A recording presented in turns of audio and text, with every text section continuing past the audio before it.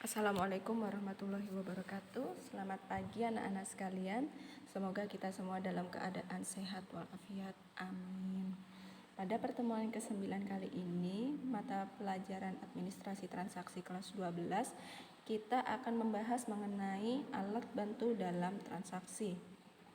Tapi sebelum kita lanjut ke materi, alangkah baiknya kalian mempersiapkan buku, catatan, dan pulpen untuk mencatat materi yang akan saya sampaikan. KD yang akan kita selesaikan pada materi ini yaitu KD 3.14 dan KD 4.14, yaitu menerapkan pengoperasian alat bantu verifikasi dalam transaksi dan mengoperasikan alat bantu verifikasi dalam transaksi. Sebelum kita mengetahui apa saja itu alat bantu verifikasi transaksi dan bagaimana cara mengoperasikannya, kita terlebih dahulu perlu mengetahui apa itu verifikasi dan validasi, karena keduanya memiliki artian yang hampir sama, namun mereka sebenarnya sesuatu yang berbeda, hal yang berbeda. Verifikasi adalah kegiatan mengkonfirmasi kembali dengan cara menyediakan bukti objektif atas pemenuhan suatu persyaratan. Sedangkan validasi merupakan suatu ukuran yang menunjukkan pada tingkat kesesuaian serta kesahihan suatu instrumen. Selanjutnya baru kita masuk ke alat-alat verifikasi. Yang pertama yaitu alat verifikasi berat. Kegiatan perdagangan yang menggunakan ukuran berat harus melakukan verifikasi di depan konsumen mengenai kesesuaian ukuran barang yang dibeli oleh konsumen. Alat tersebut dapat berupa alat verifikasi pembayaran dan alat verifikasi berat. Di sini contohnya alat verifikasi berat yaitu timbangan digital atau timbangan elektronik. Selanjutnya untuk alat verifikasi pembayaran akan saya jelaskan di slide berikutnya.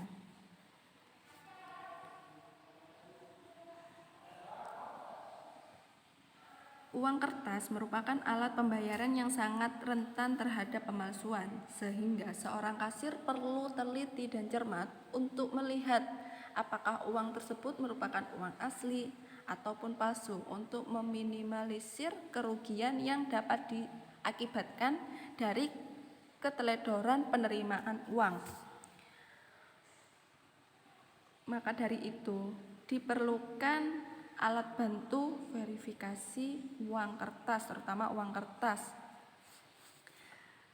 Selain itu, sebenarnya verifikasi keabsahan uang juga dapat dilakukan secara manual. Jadi selain menggunakan alat, yaitu biasanya money detector, disebut money detector, kita juga bisa melakukan verifikasi keabsahan uang secara manual.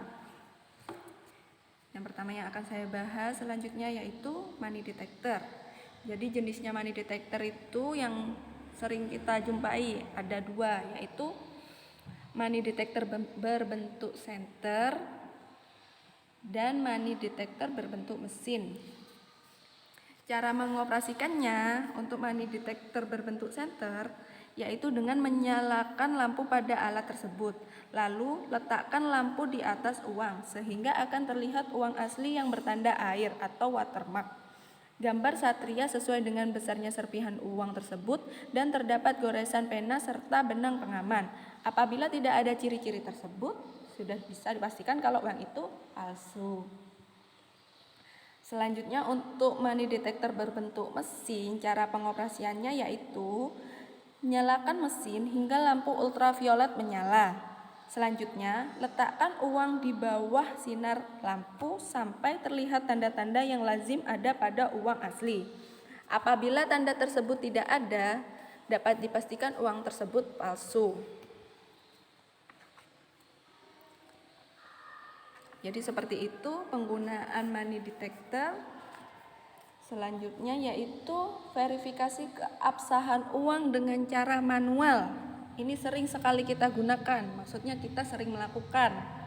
Setidaknya mungkin 1 atau 2 kali, yaitu dengan cara dilihat, diraba, dan diterawang atau yang biasa kita sebut atau kita kenal dengan 3D. Pemeriksaan keabsahan uang kertas dapat dilakukan dengan dilihat, yaitu secara detail. Terdapat ciri-ciri sebagai berikut. Yang pertama, warna uang terlihat terang dan jelas. Ini pemeriksaan dengan cara dilihat ya. Yang pertama itu uangnya terlihat terang dan jelas. Yang kedua, terdapat benang pengaman yang ditanam pada kertas uang dan tampak sebagai suatu garis melintang atau berbentuk anyaman yang dapat berubah warna jika dilihat dari sudut pandang tertentu. Yang ketiga, pada uang pecahan 100, 50, 20, dan 10 desain lama terdapat di sudut kanan bawah, yaitu optical variable link atau berupa logo BI dalam bidang tertentu yang dicetak dengan tinta khusus yang akan berubah warna apabila dilihat dari sudut pandang tertentu. Yang keempat yaitu pada uang pecahan 100, 50, 20, 10 desain baru terdapat cetakan pelangi atau rainbow printing dalam bidang tertentu yang akan berubah warna apabila dilihat dari sudut pandang tertentu. Yang kelima yaitu terdapat gambar tersembunyi atau latent image berupa tulisan atau logo BI yang akan terlihat apabila dilihat dari sudut pandang tertentu. Jadi itu tanda-tanda uang asli dengan cara dilihat. Selanjutnya dengan cara diraba. Pemeriksaan keabsahannya yaitu jika ditemukan 1. Teknik cetak khusus atau intaglio, yaitu cetakan yang akan terasa kasar apabila diraba. Cetakan kasar ini terdapat pada gambar utama, angka nominal, huruf terbilang, dan lambang negara burung Garuda. Selanjutnya yang kedua yaitu kode tertentu untuk mengenal jenis pecahan bagi tunanetra yang terletak di bagian muka uang di atas tulisan Bank Indonesia. Selanjutnya yang terakhir yaitu pemeriksaan dengan cara diterawang. Ketika kita memeriksa uang dengan cara diterawang, kalau uangnya asli kita akan menemukan tanda air atau watermark, yaitu suatu gambar tertentu terlihat jelas jika diterawangkan di cahaya, umumnya berupa gambar pahlawan. Yang kedua yaitu pada setiap uang kertas terdapat gambar saling mengisi atau recto verso, yaitu logo BI yang akan terlihat secara utuh apabila diterawangkan ke arah cahaya. Selanjutnya yaitu alat bantu verifikasi kartu kredit dan debit. Selain uang, kita juga perlu memverifikasi kartu kredit dan debit karena semakin canggihnya keadaan, maksudnya itu sekarang kan teknologi sudah maju, bahkan kartu kredit dan kartu debit pun bisa dipalsukan, bukan hanya uang saja. Jadi kita perlu memahami apa saja kartu kredit yang benar-benar asli dan palsu. Kita perlu mengetahuinya. Tapi sebelum kita membahas alat bantu untuk mengetahui atau alat bantu verifikasi kartu kredit dan debit, kita pahami dulu jenis-jenis kartu kredit. Saya akan menjelaskan mengenai jenis-jenis kartu kredit. Yang pertama yaitu jenis kartu kredit berdasarkan fungsinya dibagi menjadi dua, yaitu change card dan credit card. Perbedaannya hanya terdapat pada tagihan. Kalau di change card itu harus melunasi semua tagihan transaksinya secara sekaligus.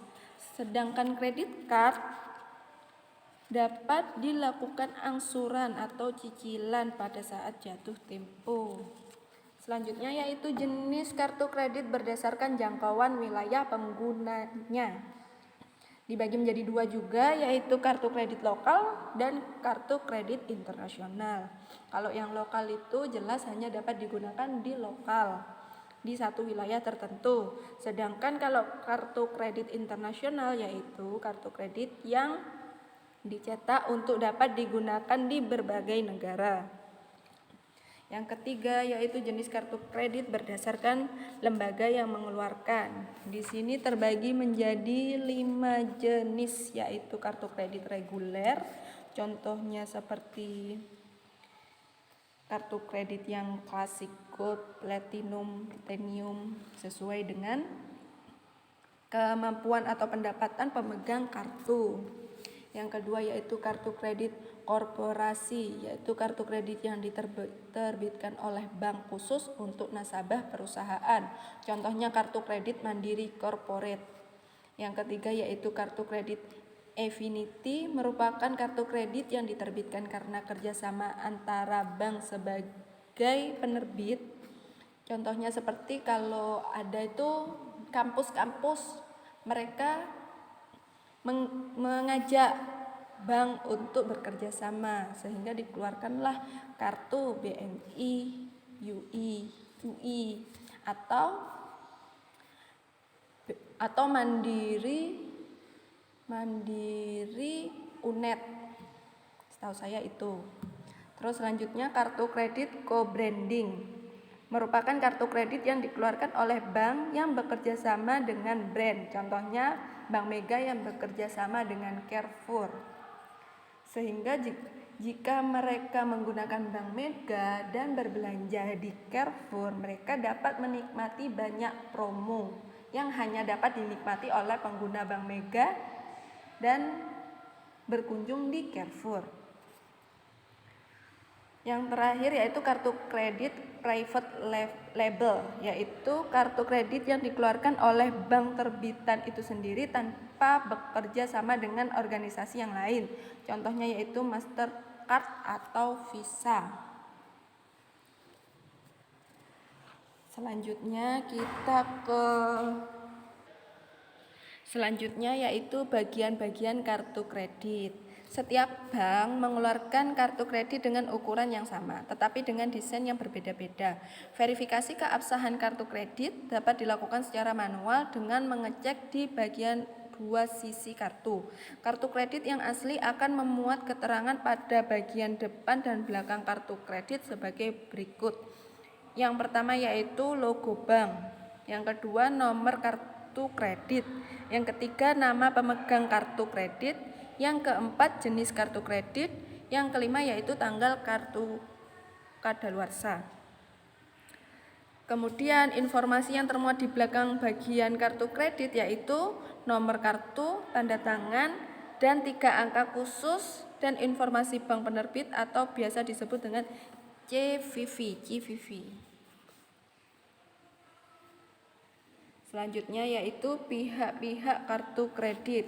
Ketika melakukan transaksi pembayaran dengan menggunakan kartu kredit akan berkaitan dengan 5 pihak antara lain sebagai berikut. Yang pertama pemegang kartu kredit, kedua penerbit kartu kredit, ketiga jaringan kartu kredit, keempat merchant acquire, yang kelima merchant atau gerai. Yang terakhir pada slide ini yaitu bagian-bagian kartu debit. Verifikasi keabsahan kartu debit dapat dilakukan secara manual dengan mengecek di bagian dua sisi kartu. Kartu debit yang asli akan memuat keterangan pada bagian depan dan belakang kartu debit. Informasi yang termuat di bagian depan kartu debit yaitu sebagai berikut. Yang pertama yaitu nama atau logo bank penerbit, kedua keterangan debit, ketiga nomor kartu, keempat tanggal kartu kadaluarsa. Selain itu, di bagian belakang kartu debit dimuat yaitu pertama tempat tanda tangan, kedua informasi bank penerbit, ketiga logo rekanan jaringan ATM.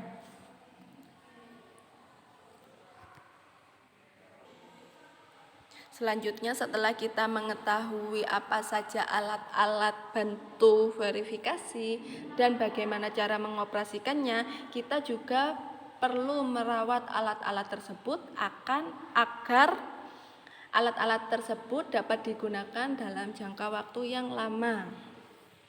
Perawatan pada alat bantu verifikasi berat Di sini contohnya timbangan yaitu yang pertama, jika mesin selesai digunakan, tutuplah dengan pelindungnya jika ada. Hal ini perlu dilakukan agar debu tidak menempel pada mesin. Yang kedua, bersihkan timbangan dari kotoran dan kerak yang menempel secara teratur sampai ke sela-sela menggunakan pembersih yang sesuai. Yang ketiga, periksa kestabilan pengoperasian timbangan. Yang keempat, alat ukur selalu diperiksa kevalitannya sesuai waktu yang telah ditentukan Undang-Undang Metrologi. Yang kelima, ajukan penggantian alat ukur kepada pimpinan melalui teknisi apabila mesin sudah tidak layak pakai. Yang keenam, nyalakan timbangan digital secara berkala meski tidak terpakai untuk menjaga kondisi timbangan digital tetap baik, karena jika dibiarkan mati terlalu lama akan menimbulkan kerusakan. Yang terakhir yaitu sediakan kartu pemeliharaan alat di tempat kerja KASA. Prosedur perawatan timbangan melibatkan pihak-pihak yang pertama yaitu pramoniaga sebagai pengguna, yang kedua petugas teknisi pelaksana sebagai pelapor kerusakan, yang ketiga pimpinan perusahaan sebagai pemberi rujukan kepada keuangan untuk memberi uang untuk pembelian selanjutnya, bagian keuangan selanjutnya yang keempat bagian keuangan sebagai pelapor kepada pimpinan, yang kelima bagian sarana dan prasarana yang akan membeli barang, dan yang terakhir yaitu badan tera. Timbangan yang sudah rusak dilakukan tera ulang, yaitu menandai berkala dengan memberikan keterangan-keterangan tertulis yang bertanda tera sah atau tera batal yang berlaku. Selanjutnya, perawatan alat bantu verifikasi kartu kredit. Di sini alat bantu verifikasi kartu kredit dilakukan sebagai berikut. Yang pertama, bersihkan mesin setiap kali akan digunakan untuk menghindari debu masuk ke sela-sela mesin. Yang kedua, cek kertas secara berkala untuk mencegah terjadinya kehabisan kertas ketika kita melayani customer. Yang ketiga, sering dinyalakan meskipun tidak digunakan untuk mencegah kerusakan alat. Yang terakhir, segera laporkan jika terjadi kerusakan alat kepada pihak yang berwenang. Apabila terjadi kerusakan alat bantu verifikasi kartu kredit dan debit yang rusak, pelaporannya kepada pihak bank yang bekerja sama dengan perusahaan tersebut. Prosedur tahapannya melalui pramoniaga kartu kredit, bagian teknisi perusahaan, dan kepada pihak bank yang bersangkutan. Materi yang terakhir adalah perawatan alat bantu verifikasi uang tunai. Perawatan alat bantu verifikasi uang tunai dilakukan sebagai berikut. Yang pertama, bersihkan mesin setiap kali akan digunakan untuk menghindari debu masuk ke sela-sela mesin. Yang kedua, cek kondisi lampu UV mesin. Yang ketiga, segera laporkan jika terjadi kerusakan alat kepada pihak yang berwenang. Apabila terjadi kerusakan pada alat verifikasi uang tunai seperti money detector, pelaporannya melalui kasir, teknisi perusahaan, pemimpin perusahaan, bagian keuangan, dan bagian sarana dan prasarana. Demikian materi yang dapat saya sampaikan. Untuk pertanyaannya silahkan ditanyakan nanti di kelas kepada guru kelasnya masing-masing. Terima kasih. Wassalamualaikum warahmatullahi wabarakatuh.